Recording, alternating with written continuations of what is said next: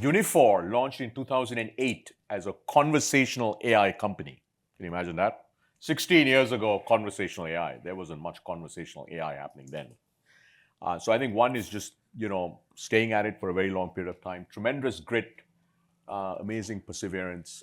What does it take to really win in the US market? And as you'll hear from Umesh, I think the trajectory change that you saw once you moved was just extraordinary, and we'll talk about that. So Umesh has built a very, very good company. I've been very fortunate.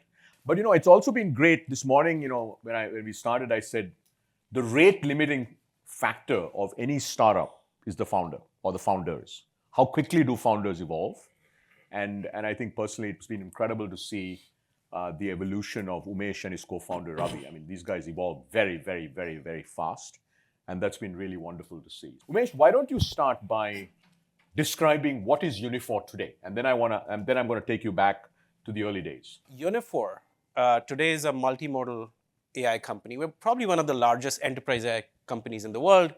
We service about 1,600 enterprises in 20 countries.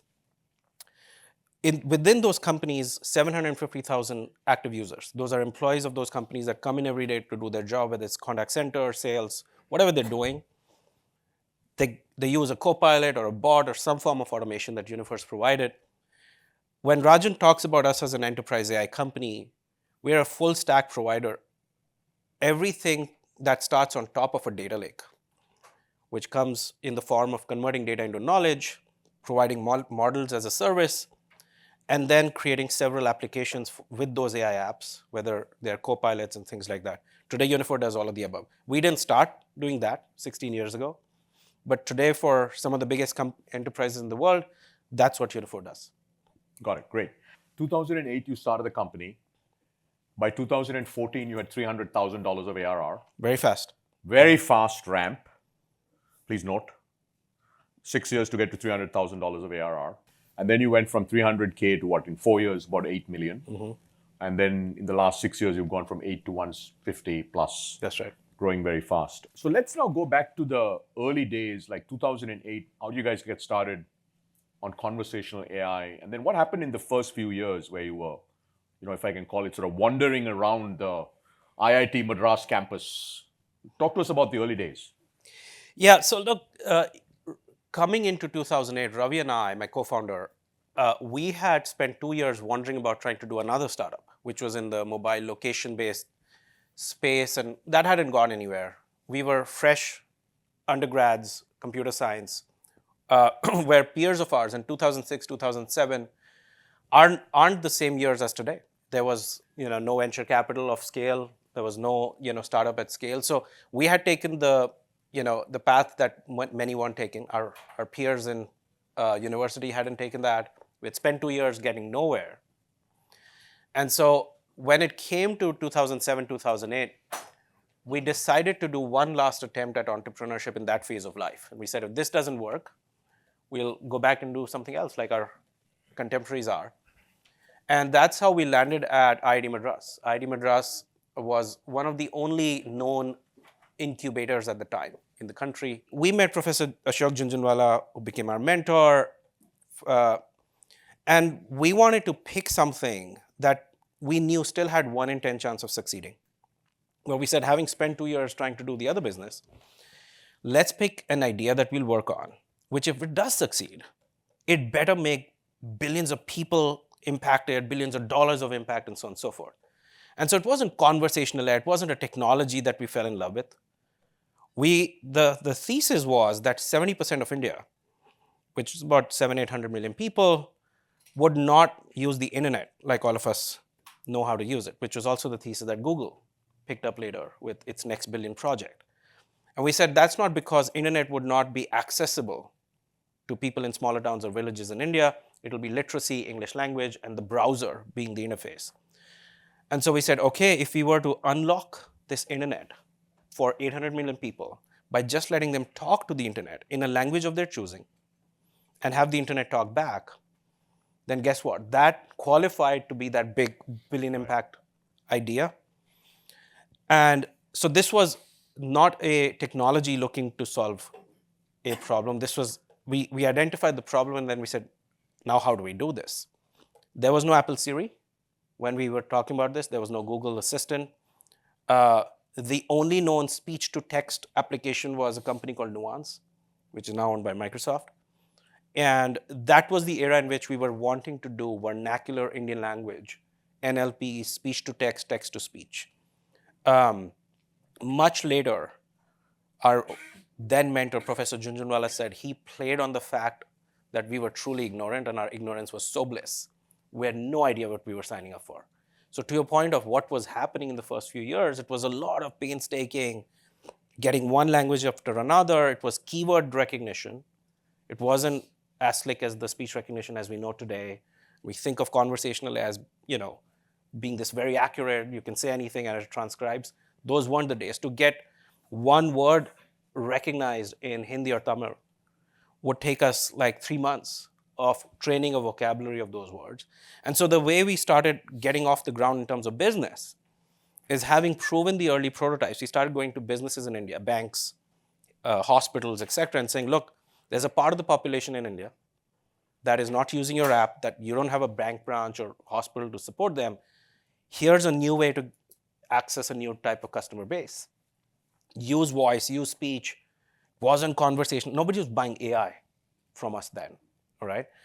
And so that's how we got started, until one of those banks saying, hey, listen, this is great. This pilot's going well, but we have another team in the bank that has heard about you, Gaul, and says they want to work with you. Are you okay if we introduce you to them? And this was American Express, and their call center team wanted to talk to us because they realized that they can use speech recognition, etc. And they had some initiative in the US at that time. Honestly, Ravi and my first reaction was, this is mission drift. We didn't start the company to do call centers. Yeah, right. Why would we do it? The only reason we got into that space is I had the foresight of asking the question, how much would you pay us? And they said 200,000 of NRE dollars, which even at that conversion rate in Indian rupee was like a year's salary in Uniphore. So he said, forget the mission drift, we're going to do it. And that's how we started in call centers. That's amazing. And what year was that? This so was in 2008, you founded the company. 2012, 2013. Okay, so about 4 years later. So then what was the next phase? So you get to like 300K, then you get to a few million. Would you get a few million, first few million just selling to like call centers? Yes. So once we had decided or found the original product market fit in call centers, we were becoming a product company from a technology company which has, a bespoke set of applications for the technology we had. We had started to productize that technology, build application for call centers. That is the time the first institutional check, Indian Angels, yourself, several others came into the company. And I remember a lot of people, once again, I feel old while saying this, when that investment took place, immediately after we had got a couple of million of some revenue, and then Series A, Chirate, which used to be IDG, came in, those investors had put a condition in the company. And that condition is telling. What was the condition? They said, look, this is a deep tech play. We haven't seen too much deep tech out of India. This is interesting. We've heard good things from your customers. But there is a business model flaw in the way you do business. And some of our learnings from Silicon Valley or America is selling to enterprise. There's a new business model emerging. It's called software as a service. So we'll only give you Series A if you convert your business to software as a service. So up until 2014, we were selling on-prem licenses, maintenance dollars, etc. And once again, I was like, okay, how much is the Series A? 3.5 million. Okay, I'll convert to software as a service. And so that was the next big pivot, which incidentally became our first near-death experience. Because to take an on-prem business to SaaS, even at a couple of $1 million a scale, wasn't trivial. But once the shift was complete, once the whole company got rewired, product, customer success, how we sell, etc., then it was a very sharp growth. And I think from that period on, we can say that the real Uniphore was born, which is about 2016. Right. When did you know you had product market fit? I will say right around that 2016, we knew contact centers. And there were, like, the number of customers every conversation, we were hitting the right message. BPO, these big call center operators, our original pitch was, we've called into your call center and we've heard the script. It says every call is being recorded for quality and training purposes. How many quality auditors do you have in the company? And how many calls in a day can they listen to? What if I could tell you that you can now listen to 100% of the calls at less than the cost to those people? That was product market fit for us, which in today's world is called speech analytics or interactional analytics or whatever. So we knew around 2015, 2016 that this message is working. We can now So replicate speech analytics for call centers, that was the call centers was the ICP, speech analytics was the product. And then you knew when, as soon as you pitched that, you had customers saying, yep, that makes sense. Yeah. Got it. That's when you knew. Yes. Okay. Let's now move to maybe the sort of the phase where you moved to the US, right? Talk a little bit about like what happened before and after you moved to the US. Why did you move to the US? So I will say a couple of years before I moved to the US, it was very clear in our minds that for us to be big, North America had to be a big market. A lot of our key customers, their headquarters were North America. We were only picking up the pieces that, the Indian counterparts were allowed to innovate in India, etc. But we were, never had the courage, never had the confidence. What does North America look like? One had visited Silicon Valley a few times, like these, many trips like this, but we didn't know what that looked like. The big pivot point happened when in 2016, 2017, we were raising our Series B, and John Chambers, the then chairman of Cisco, former CEO of Cisco, met me in a conference. We got together. There was chemistry between us, and then he decided to invest in the company as part of the Series B round, and he joined the board. That was a big pivot point because when I first discussed with him that, John, I think North America should be the most important market for us. We have very little business coming out of North America. Should I hire somebody to run it? What should happen? And then he says, the answer is obvious. You need to be here. And basically, I remember him saying, I'm your safety net. Just come. If it doesn't work, I'm here. And that's why I picked Palo Alto to be our office. He lives 10 minutes from here. Stay very close to him, using his network originally. So him coming into the company was a big pivot point in giving us the confidence that we need to do it. When I came here, the company had, give or take $8 million of ARR. The last valuation of the round that we raised that he had come in at was 35 million. But also, I had no more than 6 months of cash in the bank. When you raised the B or before you raised the B? This was after the B. After the B. Yeah. Okay, got it. This was probably a year and a half after the B that I was moving. My wife didn't know that. I had convinced her, and I had a young daughter. We moved. I didn't tell her this small fact that the company has less than 6 months of cash left. I said, it'll be good. We'll go and, whatever. So when you moved, you had 6 months of cash. Okay, that's Yes. interesting. But by the way, Rajan, even back then, it wasn't the era where a lot of Indian founders were coming to the Valley and succeeding like we have success stories today. So I'd met two people, and I'm glad I met those two people. One was a big success story of an Indian founder moving here and succeeding, and one was a story of what not to do. The first one was Jaspreet at Dhruva. Right. And his story was, Umesh, listen, when I moved, I put the house, and I bet the house on this US move. We had $8 or $9 million of rest of the world revenue. We shut it down. And I moved to the US, and I came to last 6 months of cash. And had this not worked, the company would not be around. Dhruva is pre-IPO. We'll hear good news about them at some point. So, having those lessons from, founders like me who had tried this journey prior, having John Chambers as an asset, as a backer, knowing what I knew about cash in the bank situation, knowing that we'll have to start spending aggressively in the US to build the team, create a brand. US is not a market for the faint of heart. This is a very different market.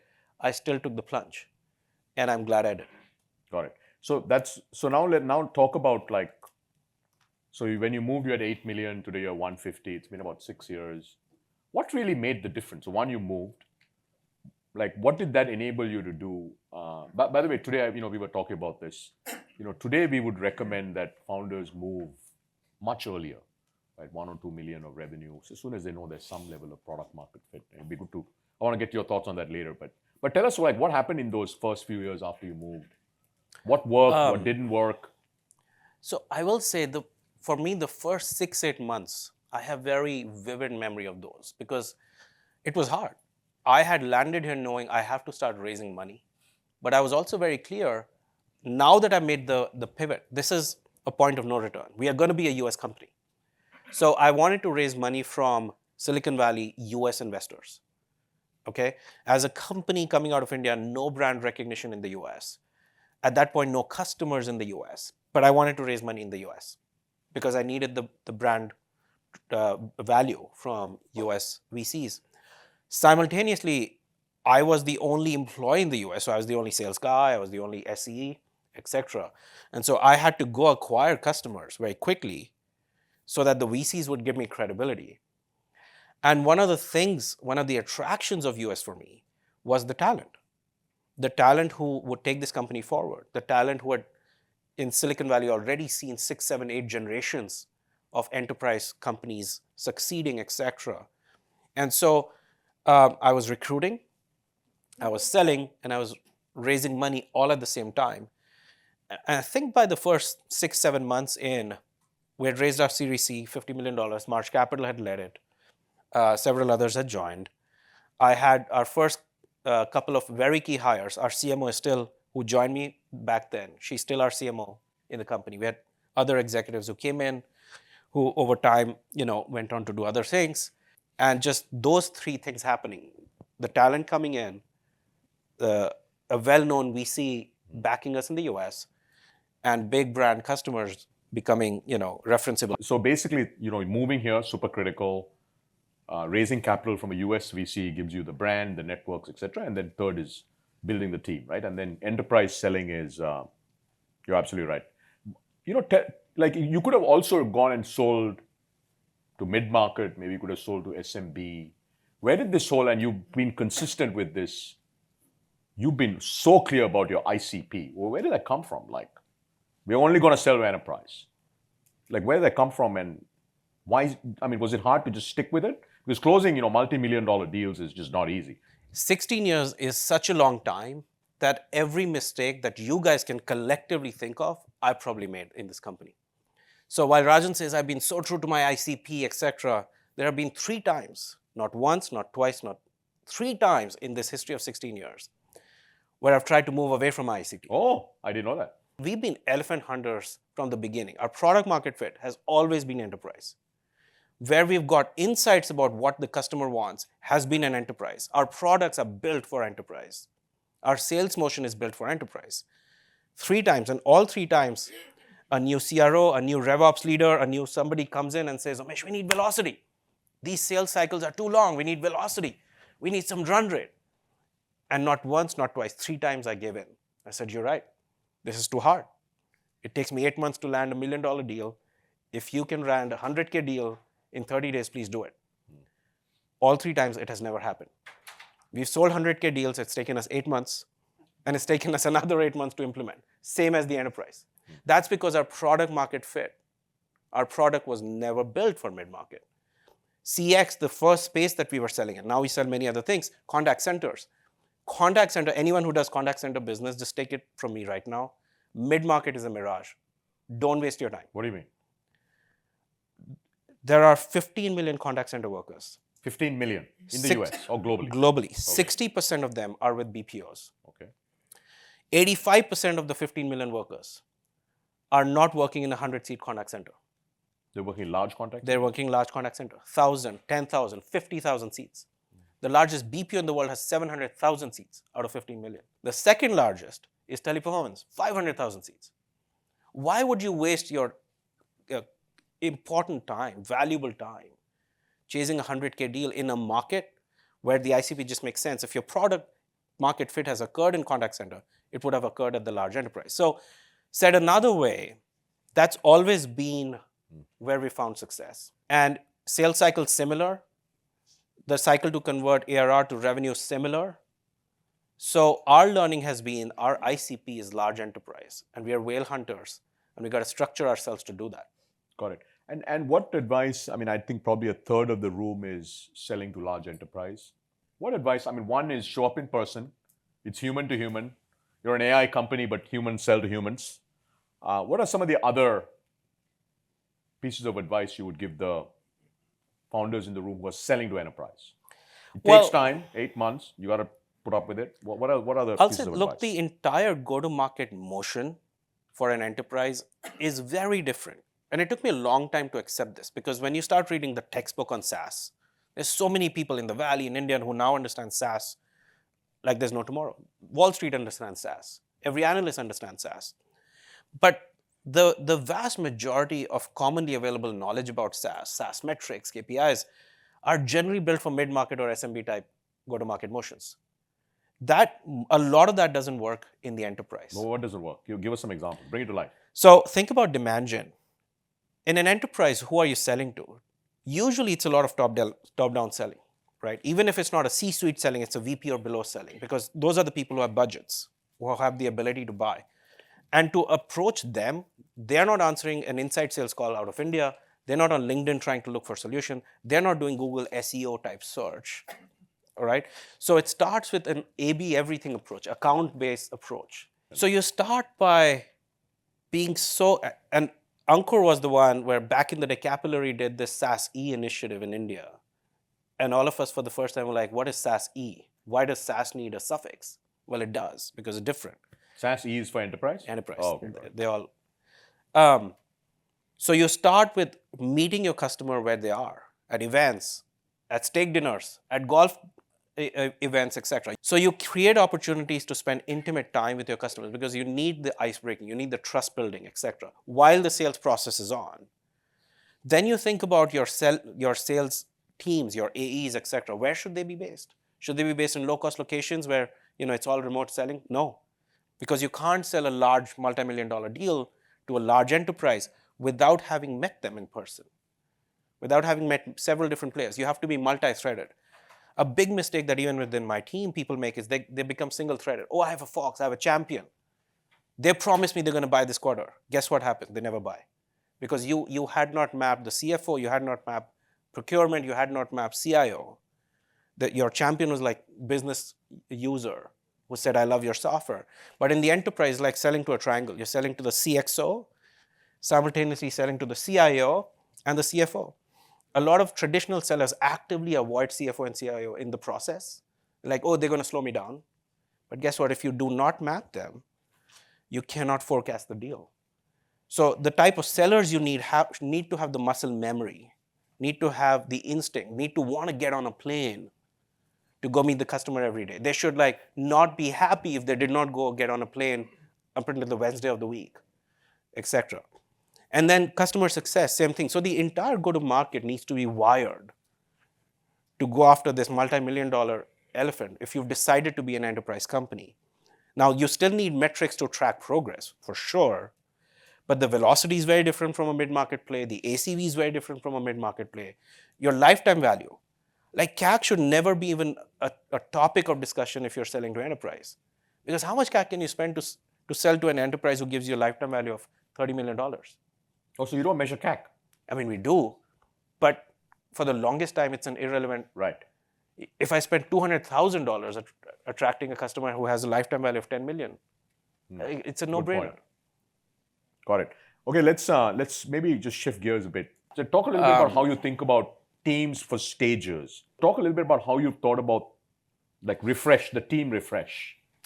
Yeah, so I'm trying to think. I don't even have a good scientific answer of telling you what version am I at. But what I will tell you is philosophically, a few years ago, a switch flipped in my head when I became very comfortable with the fact that leadership teams and teams in general need to be seen as stage appropriate. All right? When you're in the 0 to 10 million journey, your line of sight is 2 years out, and even if you break the speed of light record, in 2 years you're going to be 30, 35, 40 million. So you're bringing on people in your team with that vision. Well, guess what? You're likely to be faster than you think to that outcome if the business is really humming. And then when you hit 20, 25 million, you're like, look, my next stage is going to be 60, 70, 100 million. I don't think the people I got on board. And then there's this emotional tussle. Oh, they came. It was such a big process to bring them on. They're finally settled. It feels like a great chemistry between me and whoever. But I also know at the back of my mind that they may not be able to scale to 100 million. But if I give them a lower role now, less than their title, it'll hurt their ego. So most CEOs, including myself, they drag that decision for too long. So the learning is every leadership position up until a certain point where the growth starts to stabilize, etc., needs to be seen as stage appropriate. CFO, CRO, CMO. And one learning, I was giving out these C titles very easily early on. If I were to redo this, I wouldn't do it. No? No. What would you do? Start with VPs. Right. VP of sales, VP of whatever. And that, by the way, is okay. At the 10 million stage, at the 30 million stage, people understand. You're not a company who can afford a At real... what level would you bring in a CXO? 50 million? 100 I'd say million? 50 million. 50 million. Beyond Well, that's 50 million is when... How many heads of sales have you had? Countless. No, but I know, but like how many? But because this is important, right? More than 10. More than 10. More than 10, No, for I mean sure. the last 5 years, since you moved to the US.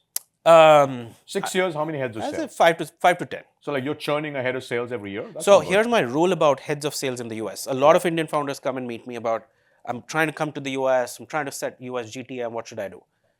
And here's a rule of thumb I say. I say first, hire your VP of sales. Don't give them the CRO title. And be prepared. If they're very successful for you, you'll be firing them and changing them in a year. And that's counterintuitive to a lot of people. What they're saying, if they're really successful for me, why will I be rotating my VP of sales in a year? And the answer is when you just land in the US, I was there 6 years ago, very fresh memory. You yourself as the founder have not figured out your go-to-market motion. So the chances are the VP of sales that you really need is not a sales leader. You need a mercenary who can run through walls. You have no brand value. Your product market fit is weak. You need somebody who can just take whatever you're giving them and because of their Rolodex or relationship or their hustle can land you the first 2-3 big logos. By the way, when you land those logos, now is the time you need to replicate the playbook and scale the sales team. That mercenary is no longer suitable for that. So it's so counterintuitive, people don't understand that you get your VP of sales, don't think about bringing somebody who's led a 100 people sales team. You're not ready, right? And if they're massively successful, then you need the 100 people sales leader. And so be very comfortable with this process. So I think this is important to keep in mind, this idea of a stage-specific, refreshing your leadership team. It's hard, by the way, right? Because all of you get very attached to the teams. By the way, I will say, if anyone here, like you said, is in the enterprise business, not mid-market, make no mistake, the head of sales of that company for now and forever is the CEO. The lesson that John Chambers still teaches me is, as Umesh, till the day I retired, $50 billion of revenue, I was the head of sales, make no mistake. Yep. I've seen Michael Dell do it. I was at a lunch with him and Chris Gopalakrishnan, former CEO of Infosys. Chris is also an angel investor. At lunch, Michael Dell pulls his plate aside, pulls out a laptop and says, Chris, have you seen my new laptop? Michael Dell. All right. So for enterprise, the CEO has to be very comfortable in their skin that you're the lead salesperson. So look, I mean, like what's happening? Like how much of it is real? I mean, you've got 150 million of revenue. Is it all AI? What's the state of AI adoption in the enterprise today? And by the way, you're now doing more than, you're doing CX, sales, you're doing multiple functions, you've got this knowledge layer. But tell us a little bit about state of AI adoption in the enterprise. So look, clearly when the history book on AI will be written, it'll be a pre-GPT era and a post-GPT era. The adoption of AI in enterprise has been happening for years, if not decades. It didn't start when OpenAI made that, or Microsoft made a big investment in GPT and lit this thing to fire. The way the enterprises have adopted AI prior to GPT was AI was part of a point solution in different business applications. Oh, sales team needs Gong. Gong has AI. CX team needs Uniphore. Uniphore has AI. Marketing team needs Drift, which just got acquired by SalesLog. That has AI. So AI wasn't this feature that was being bought. It was being bought as part of a business outcome application, as part of vertical SaaS. Post-GPT, AI has shifted to become an infrastructure topic that the CIO now owns. That is a huge shift. And that's really important for enterprise sellers to wrap your head around. Because AI is now a boardroom topic, it's the CEO's priority. And now that has given the license to the CIO to say, all of you business leaders who bought all these SaaS applications, please stop. I control AI spend now. Why is that? Because the CIO is now trying to wrap their head around AI regulation, data privacy. Is it a third-party model? Should we train our own model? We have a lot of data. How are we going to do it? What's the long-term IP of my business, etc.? And so the thinking emerging is AI needs to become a horizontal model for the company, whether it's one model or 3 or 4 different types of models. And then all applications will leverage these models that the CIO has decided so to do, which means Gong or Uniphore or everyone else who built their own models to support those apps, that architecture is out of date at this moment. Okay? In this new world, the state of adoption of those models is, I sense 2 emotions at the same time when I'm selling. I sense a panic of, I need to make fast decisions because Wall Street's expecting me to have the answers by the next earnings. But by the way, every 48 hours, I'm reading something new. So how can I make long-term decisions? How can I go to my CEO and recommend a $300 million spend on Microsoft or Google or whatever when things could change? And so that's why you're seeing a bunch of pilots, a bunch of experimentation going on in the enterprise. Open versus closed. Question is, do you use OpenAI or Gemini, or do you leverage open source, build on that? What's the framework to think about that? Or how do you guys think about it? What do you do? Well, I think in general, the answer is it depends on what you're trying to achieve, what's your moat, etc. We are an AI company. Our moat, so our belief is these models, and we have our own model, by the way, for the application that we are good at, CX, sales, etc. We've trained our own multimodal model. However, we believe firmly that in the next 3 years, these models are going to get commoditized. Open source, OpenAI, Gemini. Open source is catching up to GPT-5 really fast, so on and so forth. So the big moat in AI is not going to be in the models. It's not going to be with data science, scientists, monopoly, etc. It's in data. Most of these models, open source or otherwise, are being trained on publicly available internet data. So anyone who has a strategy of having access to exclusive, large quantity data that cannot be had, bought, or stolen, that is a real example. The reason Elon Musk, every earnings call, comes out and says, I'm lowering the price of my car because I don't care about margin per car, I'm an AI company. What does he mean? He means the more amount of drivers he has on Tesla cars in the world, The more data, I guess. the more data he gets. Because when I drive a Tesla, when you buy a Tesla on Tesla.com, there's a box you got to tick that you allow Tesla to use the data. And if you don't tick that box, Tesla doesn't sell you the car. Oh, is that right? Yes. Wow. So that company is after exclusive data that only its network of cars is producing. No other car company ever will have that data.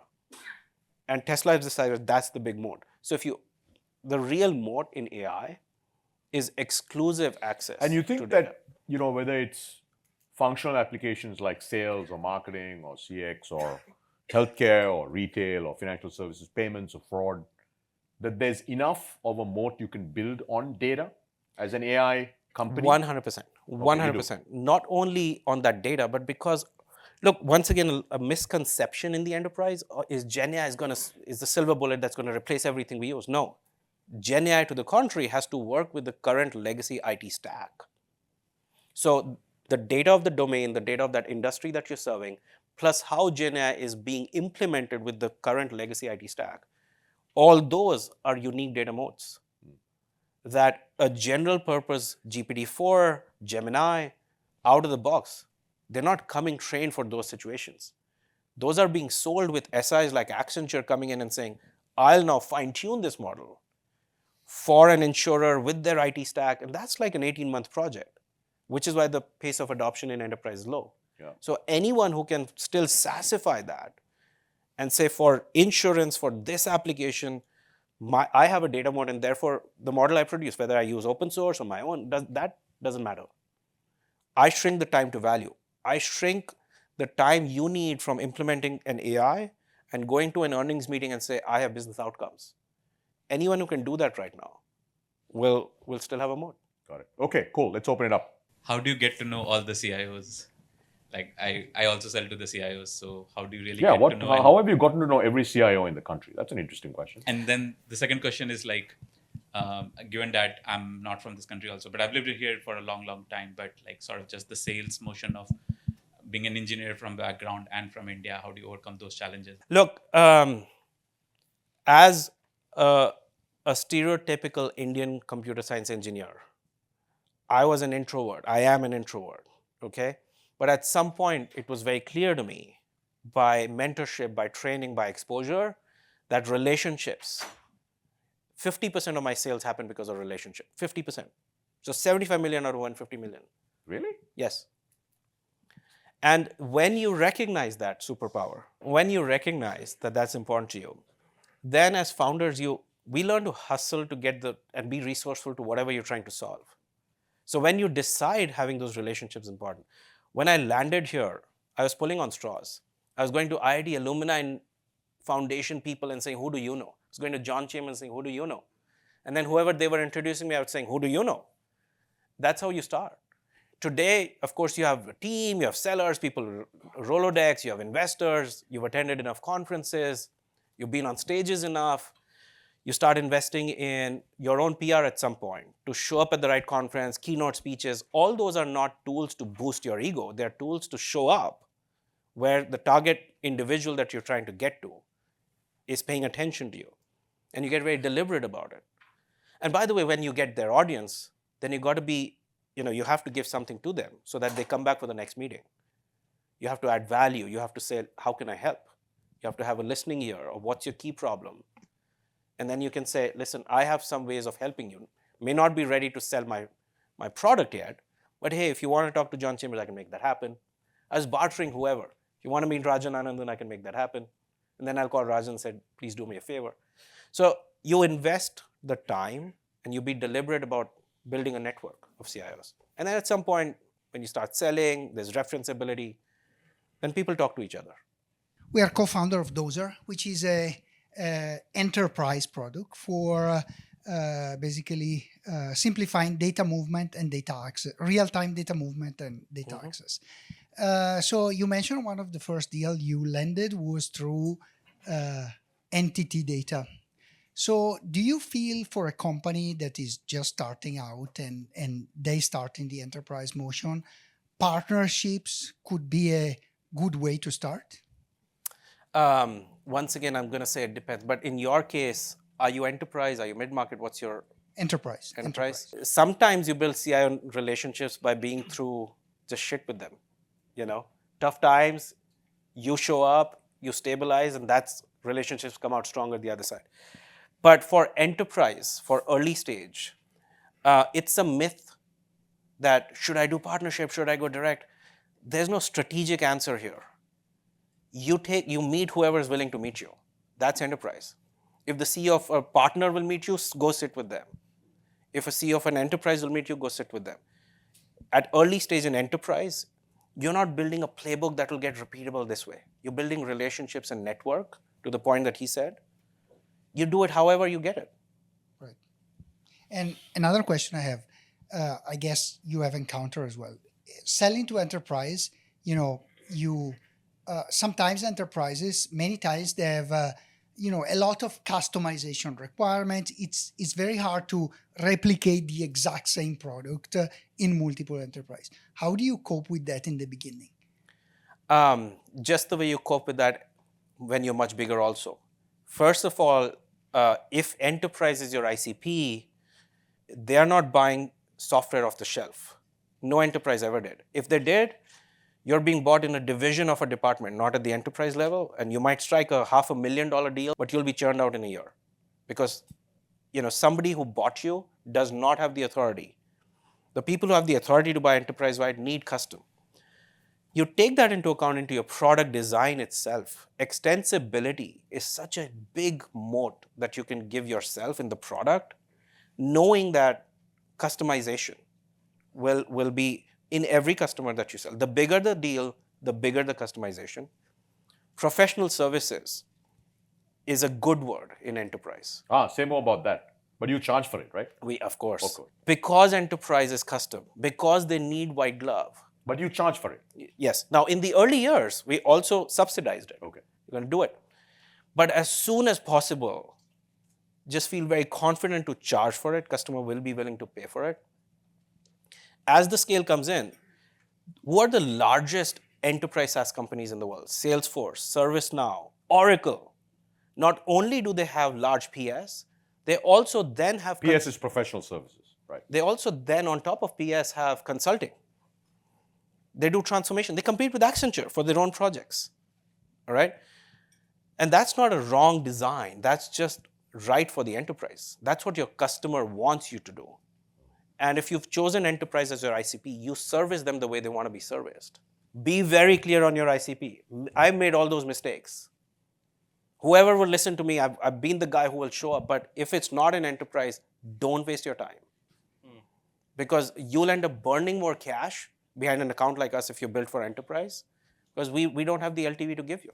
Hey, so we're building top line. Our product lets you predict anything on your existing customers. So which free ones will pay you, which paying ones will pay more, and which paying ones might stop paying you.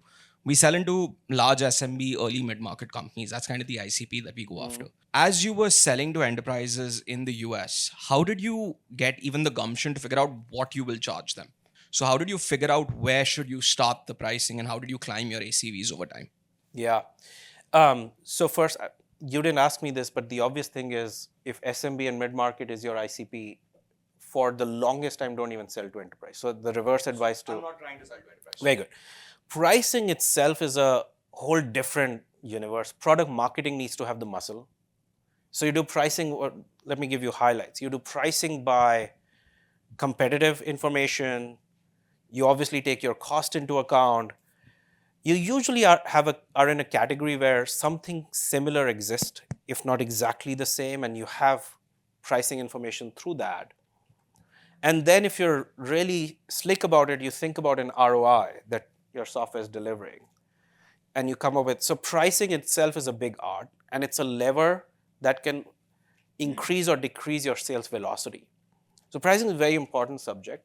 But in a deal like that, of course, we had never sold a deal of that size at that point, but we knew unit price, we had competitive information, and we knew if we were going at this price, we were still under what a larger competitor of ours was selling, and that was fine. Thank you. But in general, we find that early stage companies, happens to even later stage companies, they're just completely underpricing because it's easy to get the business, right? So one more question. Yeah, go ahead. Enterprise is typically a top-down sales. Now, there are companies that are kind of like approaching as, I would say, kind of a bottom-up. I think PLG. Yeah, right. But they're clearly targeting enterprise. I mean, we are in the data space. I think about a product like Red Panda, for example, Kafka replacement, or temporal workflow management, typically enterprise product, but they have a PLG motion and I guess a top-down motion as well. I'm curious to see to know how you see this and how you think the two motion can be combined together.